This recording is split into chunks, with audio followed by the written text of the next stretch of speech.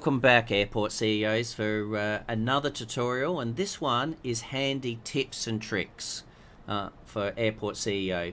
So for this one, what I've done is I've collated all the questions that I've been receiving on YouTube whilst I stream on Twitch, and general comments that have been in my Discord. So I've taken a lot of these comments and I've just written them down, and I'm just going to do a very brief tutorial on some handy tips and tricks that I've found while I've been playing the game for maybe nearly around about 40 hours now. So we'll take this airport that I've just finished in the latest tutorial, which was how to build a huge airport, and let's go through the tips.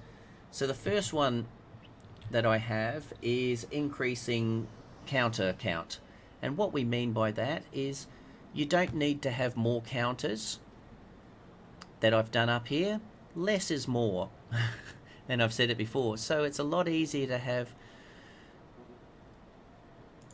2 people in the check-in to make it go through quicker than, let's say, more counters with just 1 person at each of the desks.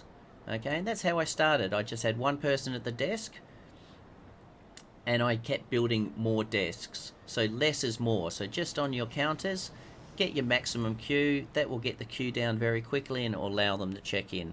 Okay, maybe a fairly simple one, but people are asking. The next one is auto repairs. So as patch 21.9, you no longer need to touch on the runway and repair. So even though it says it's at 64% and I've got $20,000 to repair it, I can ignore that. And when it comes down to a small percentage or 0%, if you have the money in the bank, and at $8 million, I do have the money in the bank. When you have the money in the bank, and a COO, which all of you should have a CEO at this stage, because you wouldn't have got this far if you didn't have a CEO, it will automatically repair. So that is a very good tip, and that goes away from previous patches where you every night you had to go through and service all your lots. Tip number 3, and I know I say it over again, shop and food rent. Okay, this is probably one of the most important things to get your income early. So whilst you're focusing on building your airstrips, definitely focus on building a couple of shops and a couple of food outlets. Now my suggestion would be just to build maybe, and you don't have to go crazy, maybe build a 3-star, a 2-star and a 1-star, and just get that rental income to come in early. Okay, that is probably the biggest tip for generating income, and that way you're not going to get caught out by running out of cash or actually taking loans. Now they have reduced the cash flow by 30% in recent patches, and I would say that they'll probably reduce it more because it actually brings in a lot of money, probably too much money, I would say. Tip number 4, bus stops. Now I haven't found the perfect solution on bus stops, and as you can see I've got a little bit of an overflow of people waiting for buses, but generally the tip that I would have is have a space between your buses. And what that's done for me, it has allowed, and hopefully this is a perfect example. Nope, he's not going to do it. But what is it allowed is if you have a bus waiting, he will actually wait in this dead zone and it will not stop this bus from getting out. When I just had the bus stops side by side by side, what it was doing is the bus that was waiting to get into this bus zone would actually be held back. So that to me is a very good tip, because it has allowed a more continuation of public transport. Tip number 5, scheduling. So let's just press F.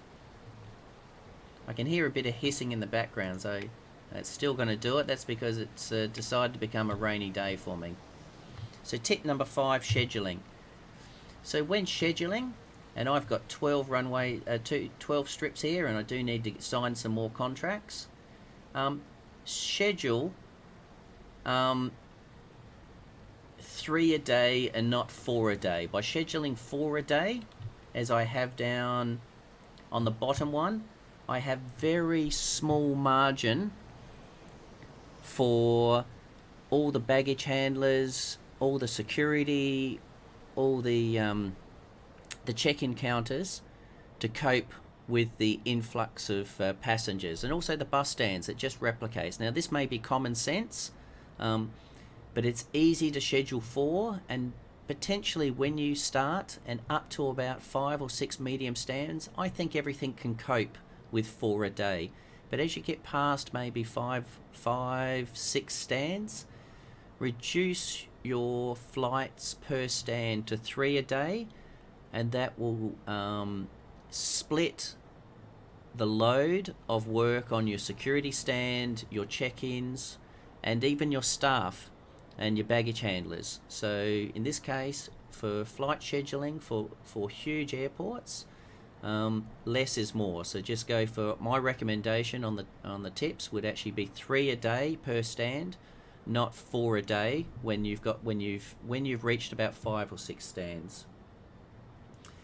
Tip number 6. And this one is something I found, which is don't be afraid to build your service roads through the middle of your terminal.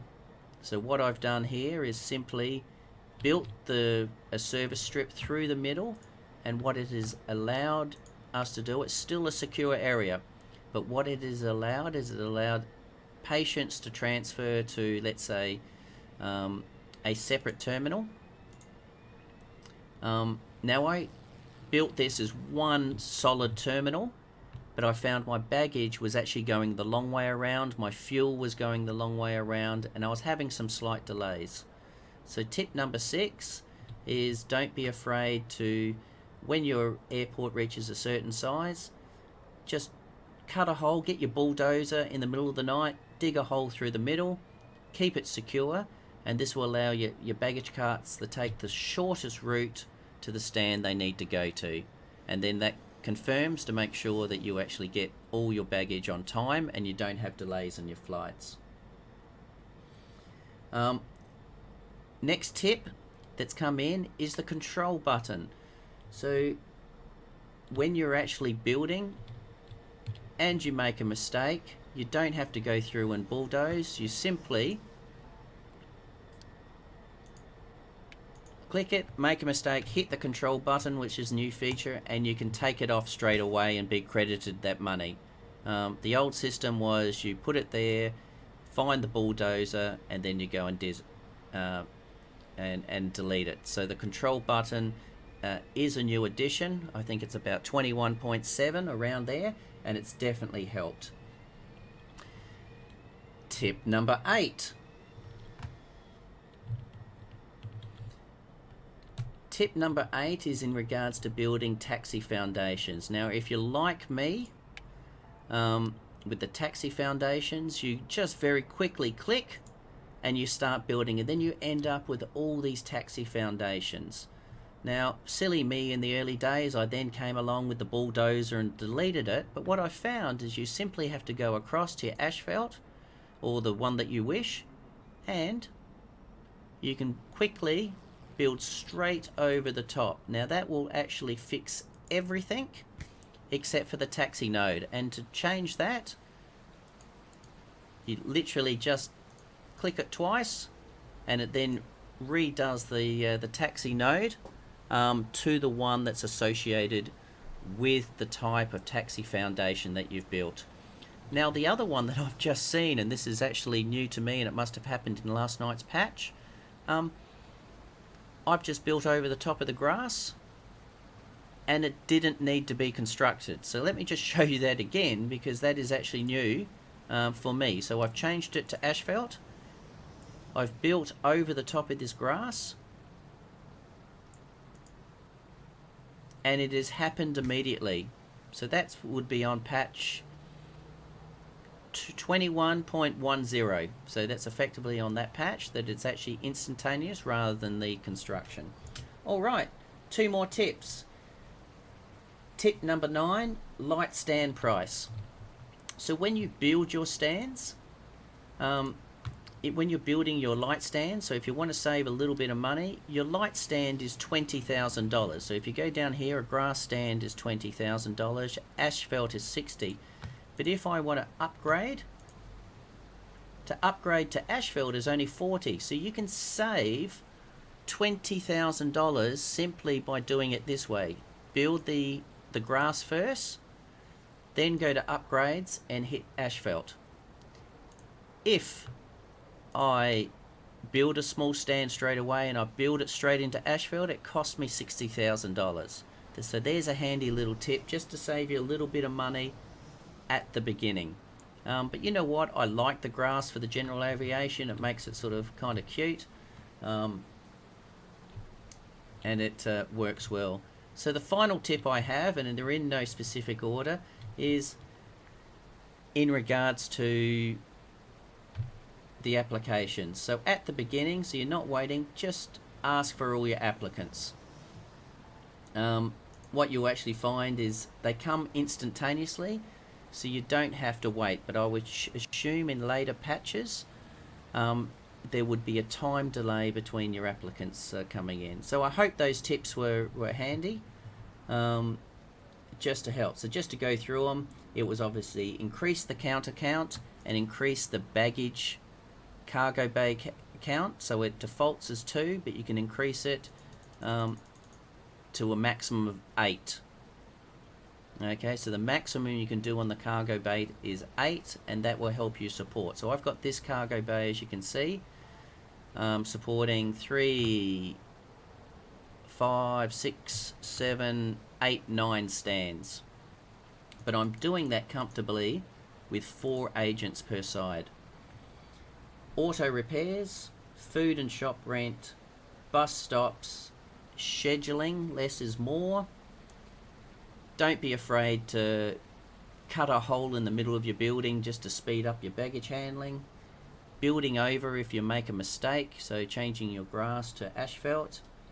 The light stand price to save you a little bit of money, and the last one is around about the applications. So there's just quick 10 tips to help you build huge airports and get you on the track. Hopefully that was helpful. It's just a very short tutorial. Thank you very much. I think that's going to be about it for the tutorials. It was just the last one.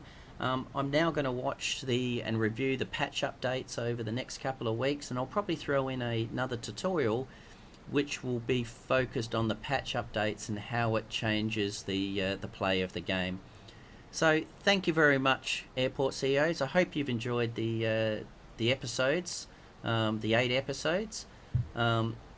Hopefully you've enjoyed the gameplay. I've appreciated your comments. Don't forget to hit the subscribe button and the likes, and feel free to leave more comments and I'm happy to reply. Alright, good luck Airport CEOs, and we will catch you all later. Bye.